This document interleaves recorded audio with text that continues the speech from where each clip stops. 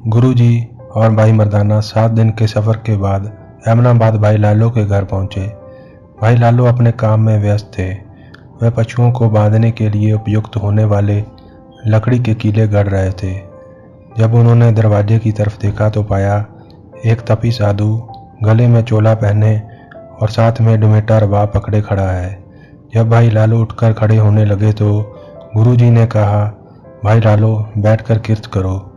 भाई लालो ने बैठे बैठे पूछा, आप कौन हैं? गुरुजी ने कहा, हम परदेसी हैं।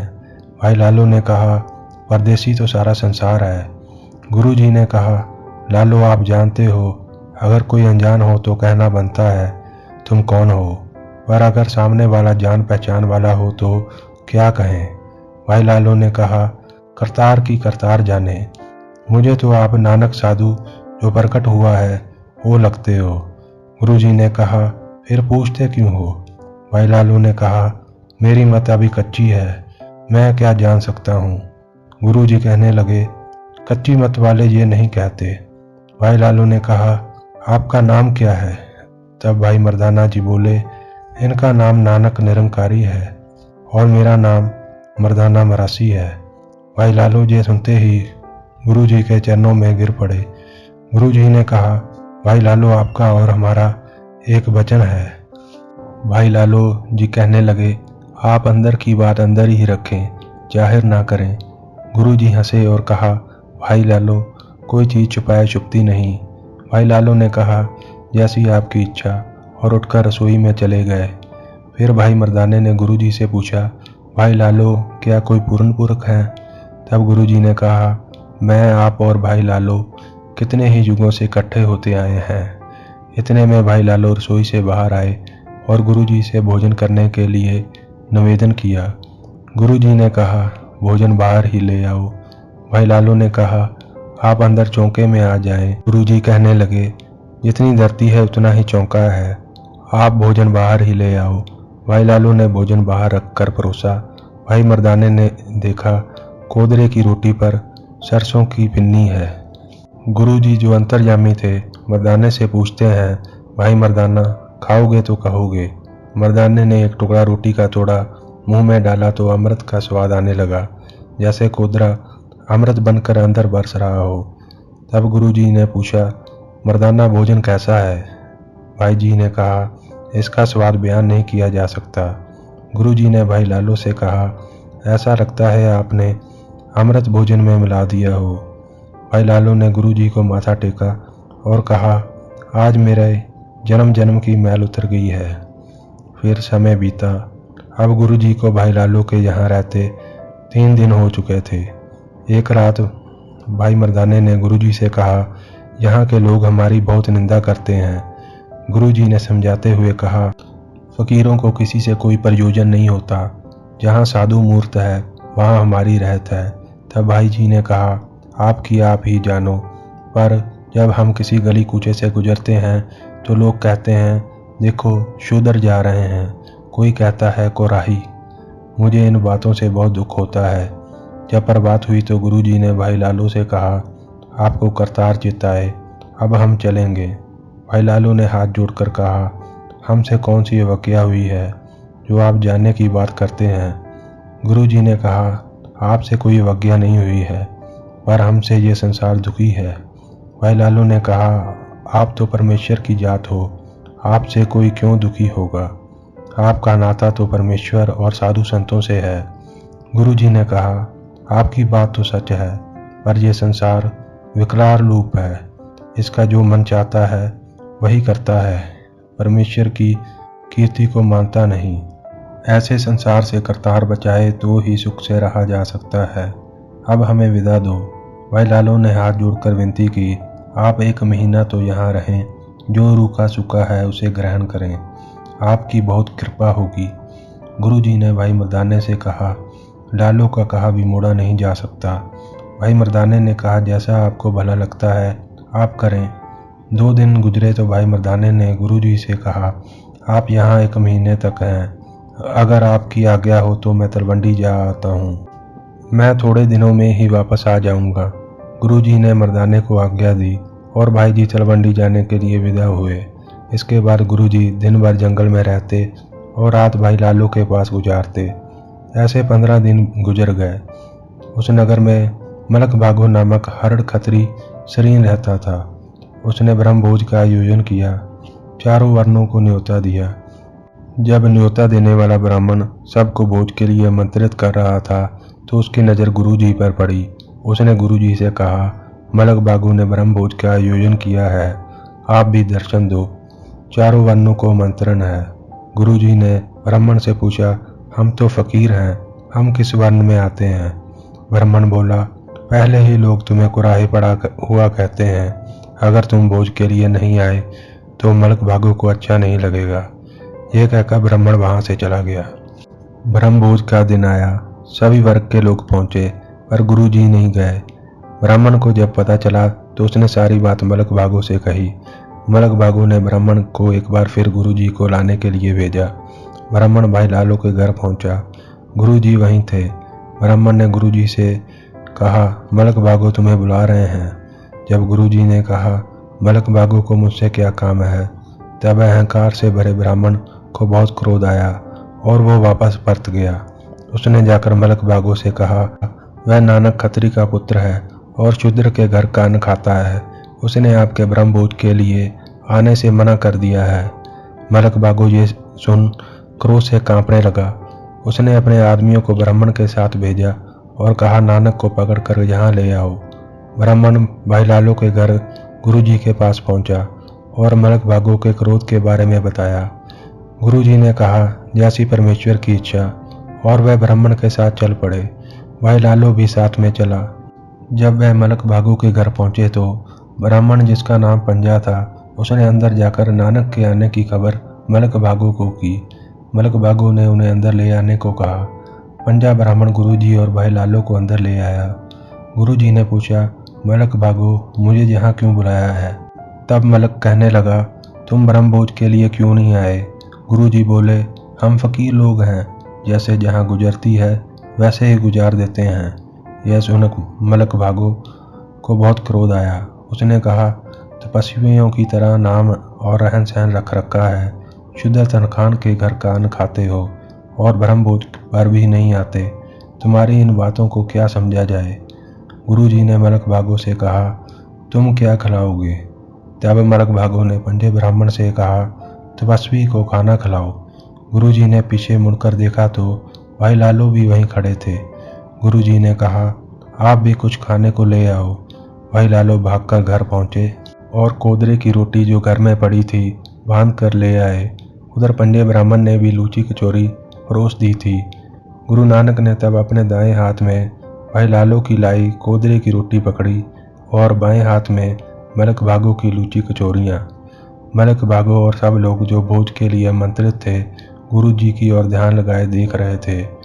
जब गुरु नानक ने अपने दोनों हाथों को कस के बंद किया तो कोदरे की रोटी से दूध टपकने लगा और लूची कचौरियों से लहू।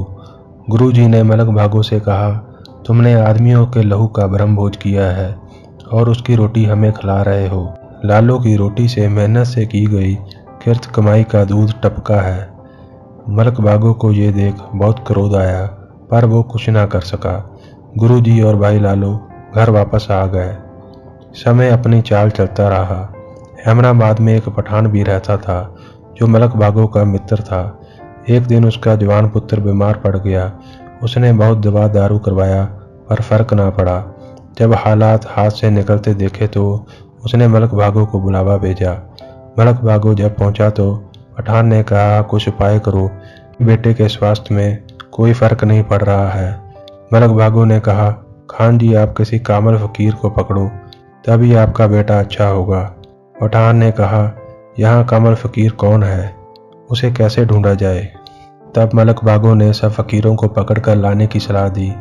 फकीरों को पकड़कर लाया जाने लगा। जब पठान के आदमी फकीरों को पकड़कर ला रहे थे तो उनकी नज़र गुरुजी पर पड़ी। वो गुरुजी को भी पकड़कर साथ में ले आए। जब ये खबर भाई लालो को पता चली तो उसने जाकर देखा तो गुरुजी भी पकड़कर लाए गए फकीरों में बैठे थे। भाई लालो ये देख वैराग करने लगे। गुरुजी ने भाई लालो को जब देखा तो कहा, लालो वैराग क्यों करते हो, देखो करतार के तमाशे। गुरुजी ने भाई लालो से कहा, आप पठान के पुत्र को अपना जूठा किया हुआ खाने का टुकड़ा दो। भाई लालो ने जाकर जूठा टुकड़ा पठान के पुत्र को दिया। जैसे ही उसने टुकड़ा खाया वह उठकर बैठ गया और वाहिगुरु करने लगा। सुन मलक भागो के कपाट खुल गए। वह गुरुजी के चरणों को पकड़कर माफ़ी मांगने लगा। पठान भी आकर गुरुजी के चरणों पर गिर पड़ा और कहने लगा, हे गरीब नवाज, मेरा गुनाह माफ़ कर दो। गुरुजी ने मलक भागो और खान से कहा, जाओ सब फकीरों की दुआएं लो। तब खान सुनते ही दौड़ा और एक एक करके सब फकीरों के आगे माथा टेकने लगा। इसके बाद खान गुरुजी का मुरीद बन गया और मलक भागो सिख, साथ ही में सारी नगरी भी गुरुजी की मुरीद बन गई। उधर तलवंडी में भाई बाला मेहता कालू जी के पास था। कालू जी भाई जी से कहते हैं, तुमने मेरा पुत्र अच्छा भला कमाई करता गवा दिया है। इस पर भाई बाला जी बोले, आप अपनी बेटी और जवाई से जाकर क्यों नहीं पूछते? मैंने तो नानक के पीछे अपनी कमाई भी गवा दी है। अभी वार्तालाप चल ही रहा था कि भाई मर्दाना वहां पहुंच गए। जैसे ही कालू जी ने मर्दाने को देखा वह कहने लगे, मर्दाना, नानक की क्या खबर है? तब भाई जी कहने लगे, मेहता जी, आपके घर में तो चांद सूरज और रामकिशन ने अवतार लिया है, आप तो बस आनंद की महिमा गाएं। कालू जी कहने लगे, नानक ने मेरा नाम मेरे जीते जी ही डुबो दिया है और ये बेअकल कहता है आपके घर में चांद सूरज पैदा हुआ है। भाई जी ये सुन कहने लगे, आपको तो यहाँ की खबर है पर उसे सारी पैदाइश की खबर है। उधर जब राय बुलार को मर्दाने के आने की खबर मिली तो उसने बुलावा भेजा। जब भाई जी पहुंचे तो राय जी कहने लगे, नानक की क्या खबर है? मर्दाने ने कहा, नानक पातशाहों का पातशाह है और फ़कीरों का फ़कीर है। नानक के तुल कोई नहीं है, नानक के ऊपर खुदा है। राय जी ने कहा, मैं वृद्धावस्था में पहुंच चुका हूँ, तुम नानक को यहाँ ले आओ, मैं उसके दीदार करना चाहता हूँ। भाई मर्दाने ने कहा, आप एक काम करो, मेरे साथ बाले संधू को भेज दो। तब राय बुलार ने बाले संधू को बुलावा भेजा।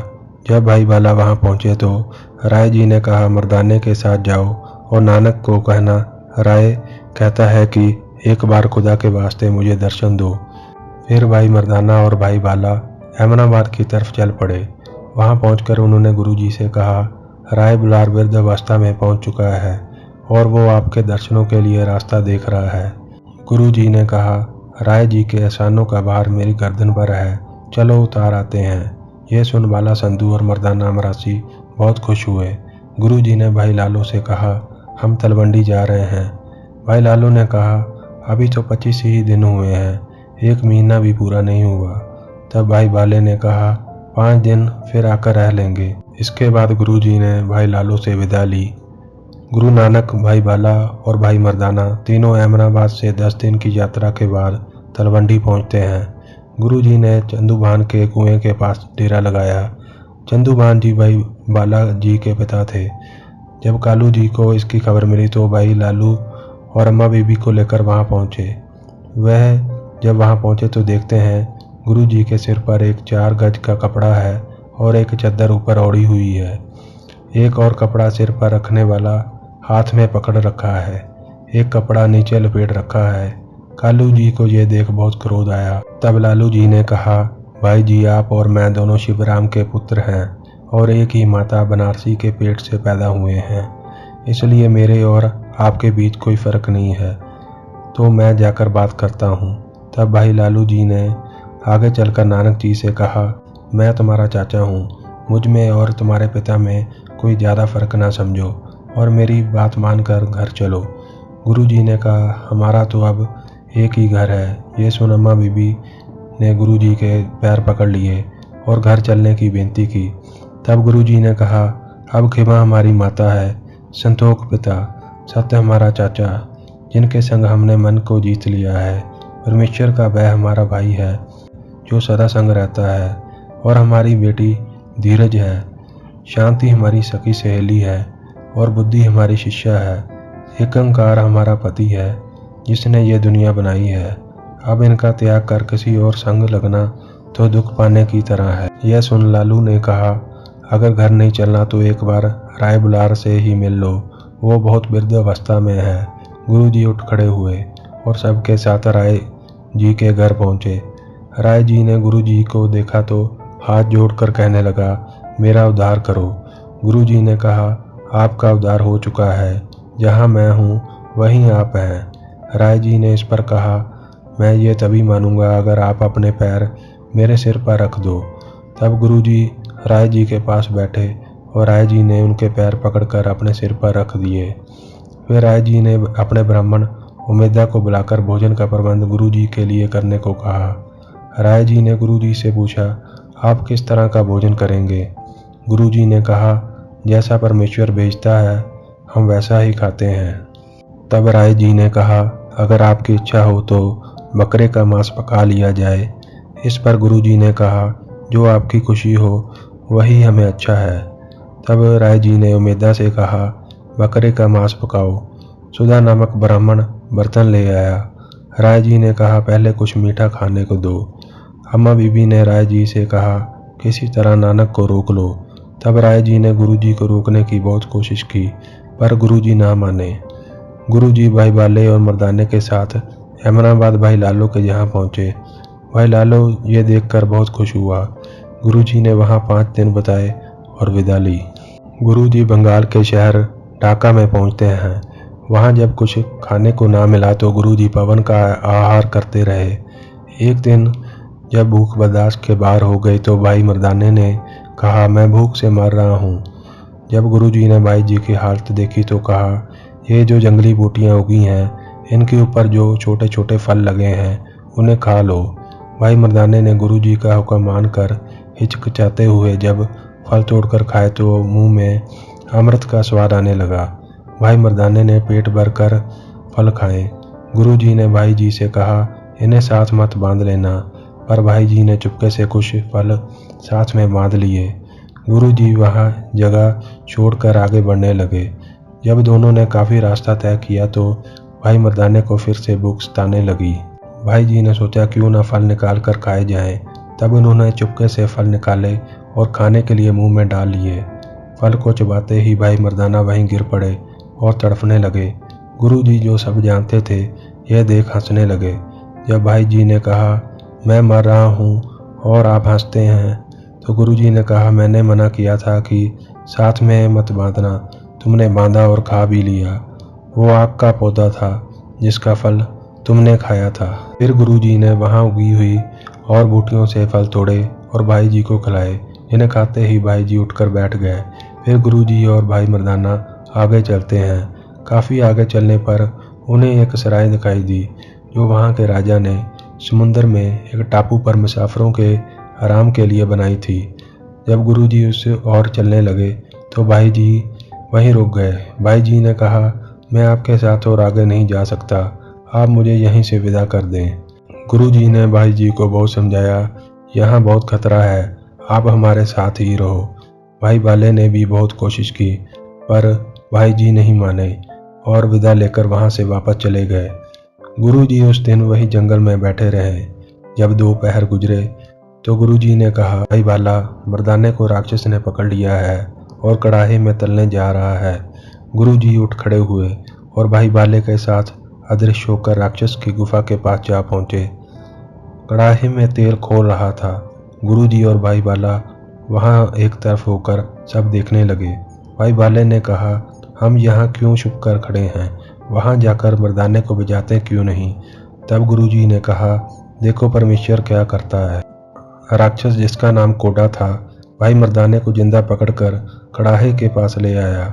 उसने जैसे ही भाई जी को खोलते तेल में डाला तो तेल एकदम से ठंडा हो गया। कोडा राक्षस यह देखकर हैरान हो गया।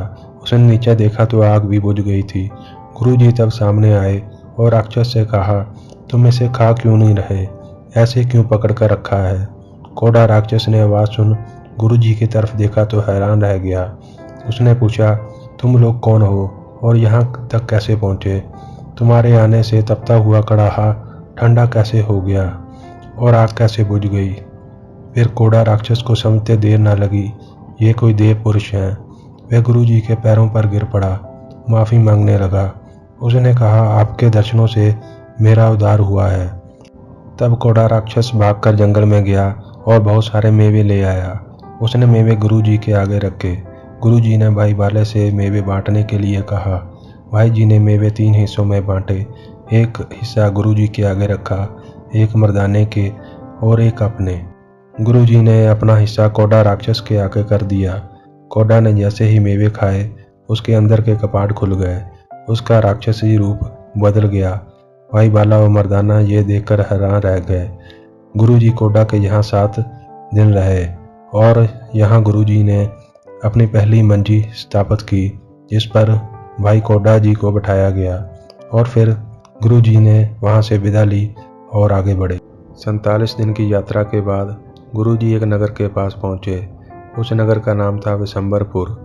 विशंबरपुर नगर समुद्र के पास बसा हुआ था।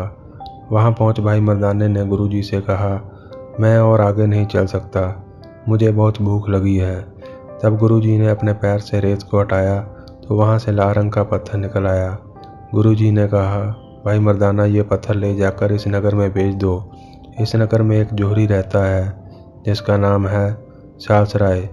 ये पत्थर उसे बेच देना। भाई मर्दाना नगर में गया। वह ढूंढते ढूंढते सालसराय के जहाँ पहुँच गया। जब सालसराय ने भाई जी को आया देखा तो कहा, क्या काम है? तब भाई मर्दाने ने पोटली में से लाल रंग का पत्थर निकाला और कहा, मैं इसे बेचने आया हूँ।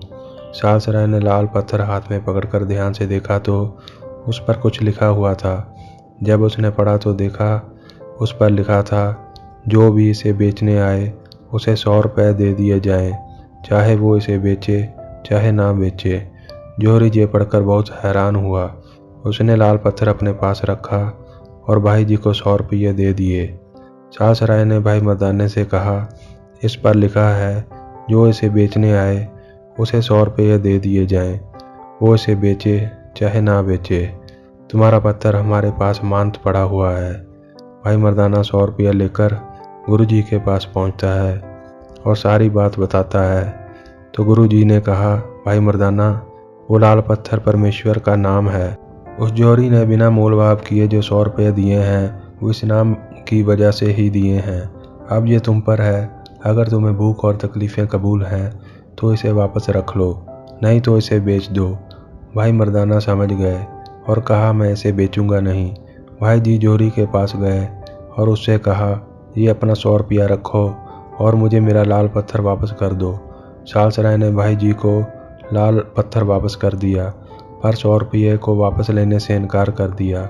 भाई जी ने सालसराय जी को बहुत समझाया, पर वो रुपए वापस लेने के लिए नहीं माने। तब भाई मर्दाने ने रुपए वहीं फेंक दिए और वापस आ गए। सालसराय ने अपने गुलाम को बुलाया जिसका नाम था अदरक्का और उसे भाई जी के पीछे भेजा। भाई मर्दाना गुरु जी के पास आ पहुंचा और अदरक्का भी वहां जाकर कुछ दूरी पर बैठ गया। उसने देखा 3 साधु एक जगह बैठे हुए हैं। इतनी देर में सालसराय भी अदरक्के के पास पहुंच गया। जब उसने गुरु जी को देखा तो उनके सामने जा पहुंचा और रुपए वापस लेने के लिए विनती करने लगा।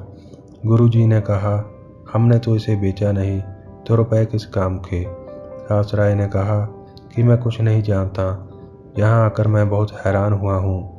मुझे ये समझ में नहीं आ रहा कि वो पत्थर लाल रंग की तरह चमक रहा था या आप लाल रंग की तरह चमक रहे हो। आप ये रुपए वापस ले लो। सालसराय ने गुरुजी से हाथ जोड़कर पूछा कि आपका क्या नाम है? आप किस देश से आए हो? मैंने बहुत से साधु देखे हैं पर आप जैसा कोई नहीं। गुरुजी ने कहा, हमारा नाम नानक निरंकारी है। हम निरंकार के देश से हैं और वेश भी निरंकारी है। तो सालसराय कुछ मेवे और पकवान लेकर आया। गुरुजी के आगे रख दिए। गुरुजी ने भाई मर्दाने से प्रसाद लेने को कहा। भाई मर्दाना आगे बढ़ा और पकवान खाने लगा। सालसराय ने हाथ जोड़कर गुरुजी से कहा, गुरुजी अब मुझे मुक्त कर दो। गुरुजी ने कहा, सालसराय तो पहले तुम अदरक के गुलाम के पैरों में माथा टेक लो, फिर तुम्हारी मुक्ति होगी। सालसराय ने कहा, गुरुजी अगर आप कहो तो मैं सबके पैरों में माथा टेक दूंगा। इतना कहकर सालसराय ने सबके पैरों में माथा टेक दिया। ये देखकर गुरुजी बहुत खुश हुए और उन्होंने अपने सिर का कपड़ा सालसराय के सिर पर बांध दिया। जिसे बांधते ही सालसराय के अंदर के कपाट खुल गए गुरुजी ने विशंबरपुर में अपनी दूसरी मंजी स्थापित की और सास राय से कहा, तुम्हारी उम्र 2 साल और 7 महीने और है। इतना समय तुम मंजी पर बैठोगे, तुम्हारे बाद इस मंजी पर अदरक्का बैठेगा। फिर गुरुजी ने वहाँ से विदा ली और आगे बढ़े। भाई मर्दाने ने पूछा, अब आप कहाँ जा रहे हो? गुरुजी ने कहा, विशंबरपुर नगर के पास समुद्र में एक टापू है, वहाँ एक साधु रहता है, उसके दर्शन कराते हैं। गुरुजी समुद्र के पास पहुँचे। गुरुजी ने समुद्र के किनारे पर जाकर अपना पैर पानी के ऊपर रख दिया। भाई बाला और भाई मर्दाना भी पैर रखते रखते ऊपर आ गए। भाई मर्दाने ने गुरुजी से पूछा, यहाँ कोई धरती नज़र नहीं आती, हम चल किस पर रहे हैं? तब गुरुजी ने कहा, यह मछली की पीठ है। ये सुन भाई जी बहुत हैरान हुए। गुरुजी ने कहा, यह मछली 35 कोस लंबी है और 5 कोस चौड़ी। वह तीनों 3 दिन और 3 रात मछली की पीठ पर चलते रहे। भाई मर्दाना जी को चलते चलते मछली का मुख नजर आया। भाई जी ये देखकर कांपने लगे। इतने में मछली ने उगलना शुरू किया। भाई जी ने देखा मछली के मुंह से अनेक प्रकार के भोजन निकलकर बाहर आ रहे हैं। ये देखकर भाई जी बहुत खुश हुए। गुरुजी ने मछली से पूछा, तुम कौन हो? मछली ने कहा, मेरा नाम जनक बदेही है। मैं पिछले जन्म में आपका सिख था। आप जब भी मुझे कोई काम कहते, मैं काम से जी चुराता था। एक दिन आपने वचन किया, मैं जब भी तुम्हें कोई काम कहता हूँ, तुम मछली की तरह तड़पते हो। आपके वचनों के कारण मुझे मछली का जन्म प्राप्त हुआ है। मैं कई सालों से आपका रास्ता ही देख रहा था कि कब आप आएं और मुझे मुक्ति दें।